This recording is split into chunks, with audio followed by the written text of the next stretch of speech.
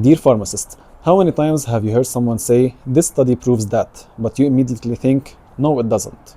This matters because as pharmacists, we are the last checkpoint for a patient before they start a new medication, before they stop a medication or do something irrational. So understanding correlation versus causation isn't a statistic, it is a clinical judgment. Correlation means two things move together.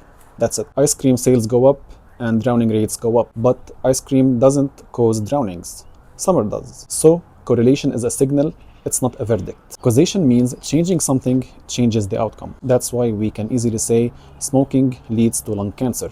That's not just one study or one headline, that's decades of evidence. Some common traps you might fall into are confounding, reverse causality, or spurious correlation. An example about confounding factor is that coffee drinkers seem to have higher rate of heart disease. But is this true? The second example is reverse causality, depression and the smoking. So does smoking lead to depression, or people with depression use nicotine to cope? Correlation can't tell you. The third example is about spurious correlation, where Nicolas Cage movies are correlated with increased pool drownings. It's funny, but this shows you how patterns can be meaningless. So, how a pharmacist should think. When we read a study, we naturally ask, is there a mechanism? Does the dose matter?